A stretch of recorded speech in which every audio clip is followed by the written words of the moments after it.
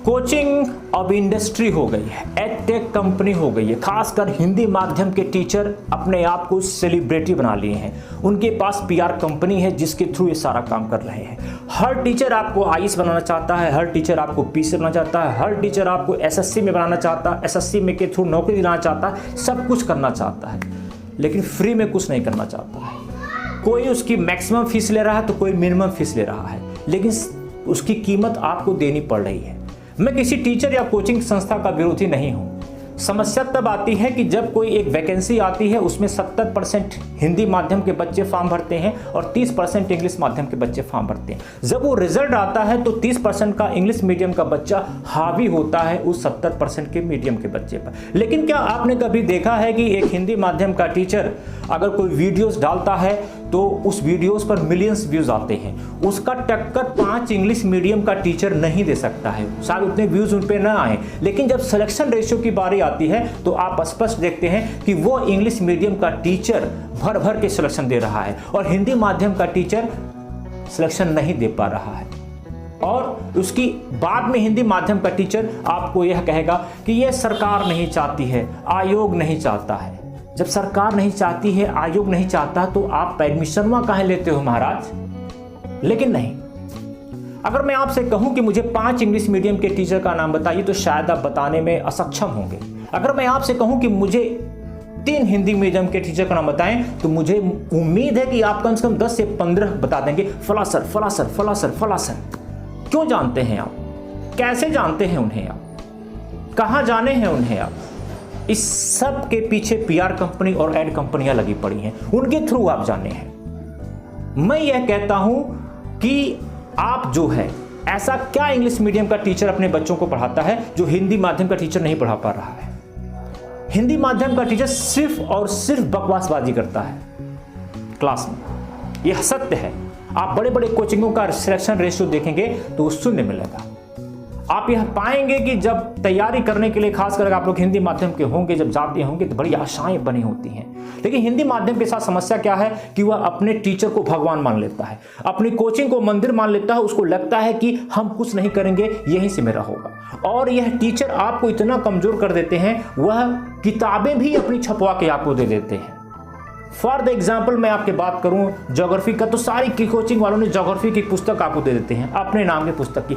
एक बार भी आपसे नहीं कहते हैं कि ज्योग्राफी का एनसीईआरटी पढ़ लो, ज्योग्राफी का सविंदर सिंह पढ़ लो, ज्योग्राफी का माजिद हुसैन पढ़ लो। वही हाल हिस्ट्री में है, वो अपने ही आपको नोट्स दे देंगे। आपको इतना उन्होंने कमजोर कर डाला है कि आपका पुरुषार्थ ही खत्म हो गया है तैयारी के लिए। आप अपना नोट्स बनाने में असक्षम हैं। वहीं आप इंग्लिश माध्यम के बच्चों को देखें तो कभी भी आप उनसे मिलेंगे तो आपको एथेंटिक बुक्स पढ़ते ही वो आपको दिखाई देंगे, एथेंटिक नोट्स पढ़ते हुए दिखाई देंगे। वो ज्यादा टीचर का महिमा मंडन नहीं करते हैं। हमारे वहां तो आधा समय हो जाएगा, अरे फलनवा सर, ढमकवा सर, तिमकवा सर। हमारा टाइम मैक्सिमम यही वेस्ट हो रहा है। हम पेपर नहीं पढ़ना चाहते हैं, वो भी चाहते हैं कि कोचिंग वाला नोट्स दे दे हमें, और कोचिंग वाले कर रहे हैं। वो चीजें जितना आप कर रहे हैं वो आपको उतना ही कमजोर करती चली जा रही है। इसलिए मेरी आपसे प्रार्थना है कि सरकार या आयोग नहीं चाह रहा है कि इंग्लिश मीडियम के बच्चे आए, हिंदी माध्यम का बच्चा ना आए। आपकी कमजोरी इस लायक आपको कर दे रही है।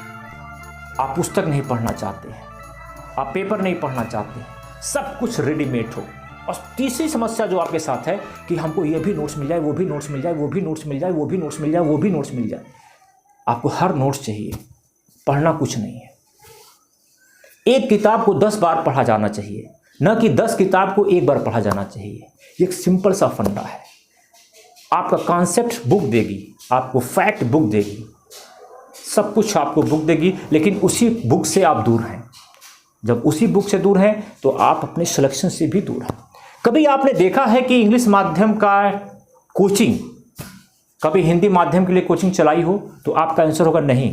लेकिन आपने अक्सर देखा है कि हिंदी माध्यम की कोचिंगें आगे चल के इंग्लिश माध्यम भी लगती हैं पढ़ाने, क्योंकि लगता है कि ये क्यों पढ़ाते हैं भाई आप? इस नाते नहीं कि उनको लगता है कि यही इंग्लिश माध्यम से ही कुछ सिलेक्शन को मिल जाएगा, जिसका प्रचार प्रसार एज ए इवेंट की तरह से वो करेंगे। अगर ऐसा होता तो इंग्लिश माध्यम वाला भी कोचिंग हिंदी माध्यम खोल लेता, लेकिन उसको लगता है कि नहीं, हमारे बच्चे हैं, इनको हम बेहतरीन कंटेंट प्रोवाइड कराएंगे। यहाँ क्या है, हिंदी वाले को भी से कमा लें, अंग्रेजी वाले से भी कमा लें, उर्दू वाले से भी कमा लें, सबसे कमा लेने का है। क्योंकि ये इंडस्ट्री सिर्फ प्रॉफिट पे काम करती है। उसकी नैतिकता खत्म हो जाती है जब एजुकेशन सेक्टर में पूंजीवाद आ जाता है। जब पूंजीवाद आ गया तो नैतिकता अपने आप धराशायी है। उसको संरक्षण से मतलब नहीं है, उसको हर साल एक इवेंट करना है, एडमिशन लेना है और लोगों को फिर नेक्स्ट ईयर आपको भूल जाना है। अगर आप हिंदी माध्यम के स्टूडेंट हैं तो आपको उस इंग्लिश माध्यम के बच्चों से सीखना चाहिए, सीख कर आगे बढ़ें। किताब पढ़ें, किताब पढ़ें, किताब पढ़ें।